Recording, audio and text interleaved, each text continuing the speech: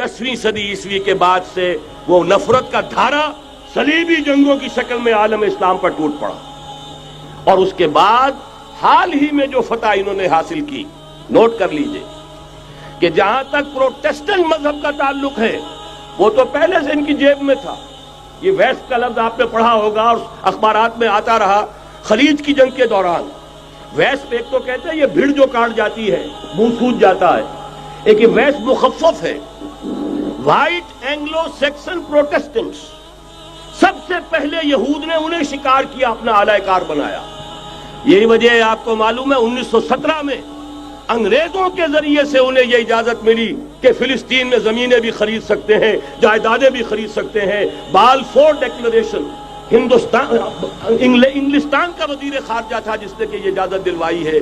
वरना यह कि खिलाफत उस्मानिया जब तक कायम रही है, खलीफा उस्मानी तुर्क खलीफा ने इजाजत नहीं दी, इसलिए कि हजरत उमर रजी अल्लाह तआला अन्हु ने, यह भी अब तारीख की एक हकीकत बयान कर रहा हूं जो शायद बहुत से हजरात के इल्म में न हो, कि जब यरूशलेम के ईसाइयों ने सरेंडर किया है यरूशलेम, हजरत उमर आए हैं, तशरीफ लाए हैं मदीना मुनव्वरा से चार्ज लेने के लिए। उस वक्त जो ट्रीटी लिखी गई है, जो मुआहदा हुआ है, उसमें वहां के यहूदियों, यहां के ईसाइयों ने तय कराया था कि यहां आप यहूदियों को आबाद होने की इजाजत नहीं देंगे।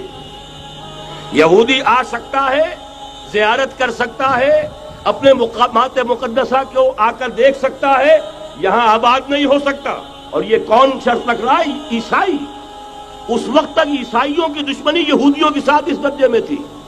और यही हजरत उमर रजी अल्लाह तआला अन्हु की वो शर्त थी कि सलातीन उस्मानिया, खुलफाए उस्मानिया ने भी, हालांकि यहूदियों ने बड़ी से बड़ी रिश्वत देने की कोशिश की है, सुल्तान अब्दुल हमीद खान को यूं समझिए कि सीमो जर से खरीदने की कोशिश की है, लेकिन इसके बावजूद उनका कि जो फैसला हजरत उमर कर गए थे, जो कमिटमेंट रजी अल्लाह तआला अन्हु उनकी है, मैं उससे सरे मुंह इन्हिराफ नहीं कर सकता। असल में उसी की तो सदा है जो फ्री मेसनरी के जरिए से खिलाफत का खात्मा कराया गया, कि यही सबसे बड़ी रुकावट है।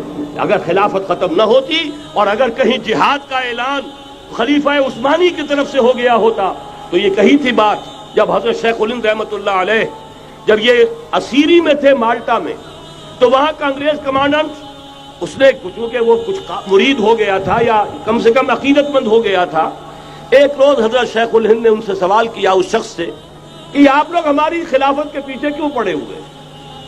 ये तो बीमार, तुम खुद कहते हो, यूरोप का मर्दे बीमार तुर्की, आपको क्या डर है इससे? आप क्यों इस बेचारी खिलाफत के डर पे हैं? उस शख्स ने जवाब दिया था, मौलाना इतने भोलपन के साथ बात ना कीजिए, हम भी जानते हैं, आप भी जानते हैं, अगर कहीं खिलाफत उस्मानिया की तरफ से जिहाद का ऐलान हो गया तो पूरे आलम इस्लाम से लाखों मुसलमान अपने सरों से कफन बांध कर निकल आएंगे। आज इस गए गुजरे दौर में भी इस कमजोर और यूं समझिए कि नाम नेहाद खिलाफत के अंदर इतनी जान है, इतनी ताकत, लिहाजा उसको खत्म किया गया। और खत्म कराया गया किन के जरिए से? वो जो मुसलमान कहलाते हैं थे फ्री मेसन, मुस्तफा कमाल पाशा फ्री मेसन, और उसके जरिए से इन्होंने सारे काम जो करवाए वो दर हकीकत अपनी साजिशों के जरिए से और मुसलमानों को इस्तेमाल करके करवाए। बहरहाल बात लंबी हो रही है। पहली बात तो यह है कि वही नक्शा उस वक्त का आज भी है जहां तक यहूदियों का ताल्लुक है, लेकिन फर्क ये वाक़ हो गया कि उस वक्त ईसाई यहूदियों के ताबे नहीं थे, बल्कि ईसाइयों और यहूदियों के माबैन दुश्मनी थी। आज यहूदी ईसाइयों पर मुसल्लत हो चुका है। फरंग की रगे जहां पंजे यहूद में है, और आज के फरंग का लीडर अमेरिका है।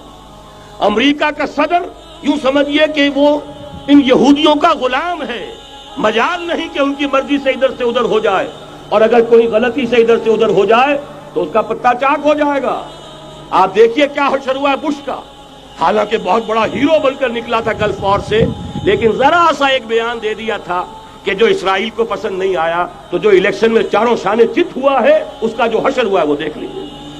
तो पहली बात तो ये समझ लीजिए कि आज भी यहूदी, ये न्यू वर्ल्ड ऑर्डर है, न्यू वर्ल्ड ऑर्डर, और इसमें ईसाई दुनिया उसकी आलाकार है।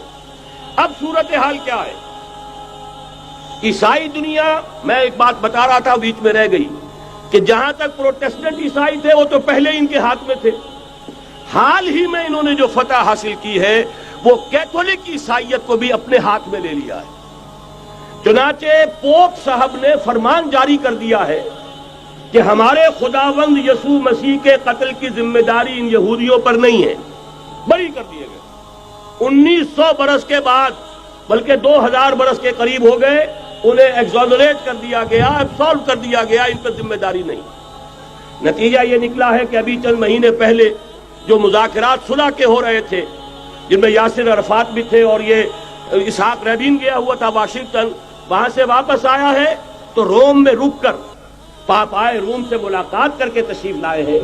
انہیں دعوت دی ہے کہ یروشلم آئیے, اور ویٹیکان نے تسلیم کر لیا ہے اسرائیل کو, اور ویٹیکان کا اب جو ہے ایک ایمبیسی, اس کا جو ہے سفارت خانہ وہ یروشلم میں بننے والا ہے, اور پوپ صاحب بھی وزٹ کرنے والے ہیں. گویا کہ یہ گٹھ جوڑ اب مکمل ہو چکا, اب کہیں اس میں کوئی کمی نہیں رہی. اس یونائٹڈ فورس کے ساتھ یہ نیو ورلڈ آرڈر اس وقت عالم اسلام پر حملہ آور ہے. اب اس میں نوٹ کیجئے کہ اس وقت کی فضا ہے کیا. عالم اسلام میں سے عالم عرب ان کے شکنجے میں جا چکا. کیوں بنا کر کھڑے ہوئے ہیں اسرائیل کو ماننے کے لیے اور سر تسلیم خم کرنے کے لیے. انہیں بلا کر میڈرڈ میں پیش کیا گیا یہودیوں کے سامنے کہ تم جن کے ساتھ ایک ٹیبل پر بیٹھنے کو تیار نہیں تھے, میڈرڈ میں آؤ, آؤ اپنا قبرستان دیکھو. یہ اسپین کی سرزمین جہاں تم نے 800 برس حکومت کی تھی, یہ تمہارا قبرستان, یہاں آؤ اور بیٹھو اور ان کے ساتھ بات کرو. گئے تھے کہ نہیں تمام فرنٹ لائن سٹیٹس میڈرڈ میں, حالانکہ کوئی بین الاقوامی کانفرنس کبھی میڈرڈ میں نہیں ہوئی. یا تو یہ واشنگٹن میں, بعد میں وہ سارے معاملات واشنگٹن میں چلے. شروع وہاں سے کیا, اس لیے کہ نیوز ویک کا کچھ عرصے پہلے کور سٹوری جو تھی 1992 is the year of Spain. Why? 1592 was the year of the fall of Granada.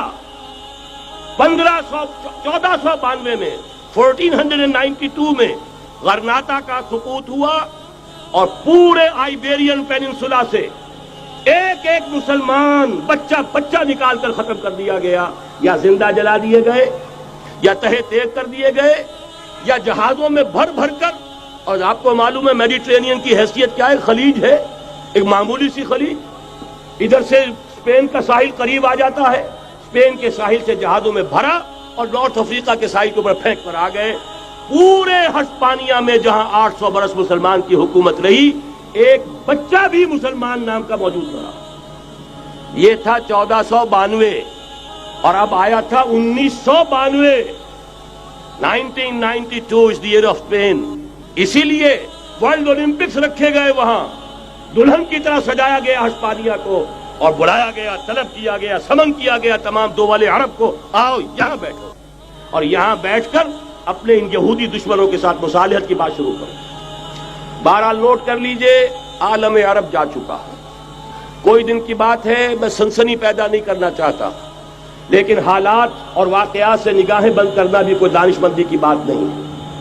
یہ ایودھیا کی مسجد شہید کی گئی, ابھی یہ ایک بہت بڑا مزار جو ہے شہید کیا گیا, اور اس کے ساتھ کئی مسجدیں شہید کی گئی. یہ سب کیا ہے؟ یہ مسلمانوں کی نفس دیکھی جا رہی ہے کہ کوئی غیرت اور حمیت نام کی کوئی شے باقی ہے. جیسے علامہ اقبال نے وہ نظم لکھی تھی, عبد القادر روہیلا بڑا ظالم جفاجو کینہ پرور تھا, لیکن یہ کہ اس نے جو ایک ٹیسٹ لیا تھا کہ وہ جو عورتیں ہیں تیموری خاندان کی, ان میں کوئی رمق رہ گئی ہے, معلوم ہوا کہ نہیں, کہ غیرت نام تھا جس کا گئی تیمور کے گھر سے, ختم, غیرت نکل گئی. اسی طرح ایودھیا کی مسجد, اب چرار شریف, اور یہ کوئی دن کی بات ہے کہ اب مسجد اقصی کا نمبر آیا کہ آیا. اس کے لیے پوری تیاریاں ہو چکی ہیں. یروشلم کا مشرقی حصہ خالی کرایا جا چکا ہے, اس کے اندر اب پورا تسلط یہودی کر رہے ہیں. یہاں تک کہ اب کے یاسر عرفات صاحب نے بھی کچھ نہ کچھ جو ہے احتجاج کی بات کی ہے, حالانکہ اب تک ہر بات مان کر منقار زیرے پر تھا. لیکن یہ کہ ایک وقت آتا ہے آخر کار اسے بھی کچھ بولنا پڑ گیا ہے.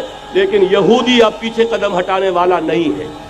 ان کا تھرڈ ٹیمپل تیسری مرتبہ ہیکل سلیمانی تعمیر ہونا ہے۔ نوٹ کر لیجئے، ان کے لیے وہ وہی کچھ ہے جو ہمارے لیے کعبہ ہے، ان کے لیے ہیکل سلیمانی بالکل وہی حیثیت رکھتا ہے جو ہمارے لیے کعبہ۔ وہ ہیکل سلیمانی ایک مرتبہ پہلے نبوکدنضر کے ہاتھوں مسمار ہوا، پھر سن 70 عیسوی میں ٹائٹس کے ہاتھوں مسمار ہوا، سن 70 کے بعد آج 1995 میں کتنے برس ہو گئے؟ پورے 1925 برس ہو گئے کہ ان کا کعبہ زمین بوس پڑا ہوا ہے۔ اب تک تو ان کا بس نہیں تھا، اب تو بس ہے کہ نہیں؟ اب ان کی حکومت ہے کہ نہیں؟ اب شاہ حسن ہو چاہے شاہ حسین، ان کے نوکر اور چاکر ہیں یا نہیں؟ اب انہیں ڈر کس کا ہے؟ لہذا کوئی دن کی بات ہے، مسجد اقصی شہید ہوگی اور ٹیمپل کی تعمیر شروع ہوگی۔ یہ تو بہرحال ایک نقشہ ہے۔ اگلا نقشہ آپ کو بتانا چاہتا ہوں، ایک دوسری تصویر ہے۔ یہ تصویر ہے زمینی، ایک تصویر ہے آسمانی۔ وَمَكَرُوا وَمَكَرَ اللَّهُ وَاللَّهُ خَيْرُ الْمَاكِرِينَ۔ انہوں نے اپنی سی تدبیریں کی، اللہ نے اپنی تدبیر کی، اور ظاہر بات ہے اللہ کی تدبیر سے بہتر تدبیر کس کی ہوگی؟ چنانچہ یہودیوں کی سازشیں اس وقت بھی ناکام ہوئی تھی یا نہیں؟ ظاہر بات ہے جاء الحق وزهق الباطل ان الباطل کان زہوقا۔ لہذا یہ آیتیں دونوں اعلان کر رہی ہیں کہ یہودیوں کی سازشیں بالآخر ناکام ہوں گی اور دین حق کا بول بالا ہو کر رہے گا۔ یہ تو ان آیتوں سے ظاہر ہے۔ یریدون لیطفئوا نور اللہ بافواہہم واللہ متم نورہ ولو کرہ الکافرون۔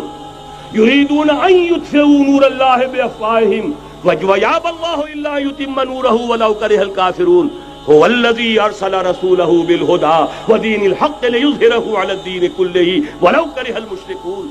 اللہ نے تو بھیجا ہی ہے اپنے رسول کو اس فیصلے کے ساتھ اور یہ ذمہ داری اور مشن دے کر کہ جو دین حق آپ کو دے کر بھیجا جا رہا ہے اسے غالب کیجئے، نافذ کیجئے، قائم کیجئے، اس مشن کے ساتھ بھیجا جا رہا ہے۔ اور وہ بہرحال آیا، جاء الحق وزهق الباطل ان الباطل کان زہوقا۔ لیکن نوٹ کرنے کی بات یہ ہے، ذرا یہاں تھوڑا سا تحمل کے ساتھ غور کیجئے گا، کہیں میرے خلاف کوئی فتویٰ دینا شروع کر دیں۔ کیا حضور کا مقصد بعثت اس وقت مکمل ہو گیا تھا؟ ایک درجے میں ہو گیا کہ جزیرہ نماء عرب پر اللہ کے نور کا بھی اتمام ہو گیا، اللہ کا دین بھی غالب ہو گیا۔ ہو گیا کہ نہیں ہو گیا؟ لیکن کیا محمد الرسول اللہ صرف عرب کے لیے بھیجے گئے تھے؟ قرآن کہتا ہے ببانگ دہل وما ارسلناک الا کافۃ للناس بشیرا ونذیرا۔ اے محمد صلی اللہ علیہ وسلم، ہم نے نہیں بھیجا ہے آپ کو مگر پوری نوع انسانی کے لیے بشیر اور نذیر بنا کر۔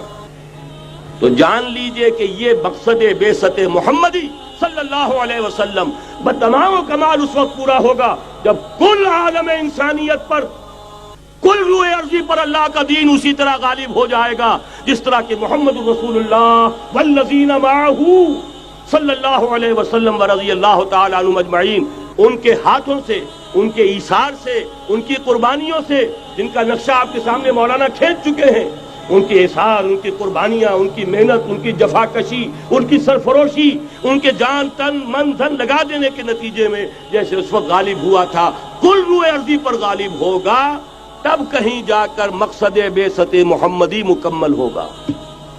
یہی وجہ ہے اقبال نے کہا تھا وقت فرصت ہے کہاں، کام ابھی باقی ہے، نور توحید کا اتمام ابھی باقی ہے۔ لیکن ساتھ ہی خوشخبری بھی دی تھی، یہ چمن معمور ہوگا نغمہ توحید سے، آئے گا وہ دور، یہ چمن معمور ہوگا نغمہ توحید سے، لازماً آ کر رہے گا۔ هي الحلقات تحفظني بآيات من القرآن، هي الحلقات تملأني بحب المصطفى العدنان۔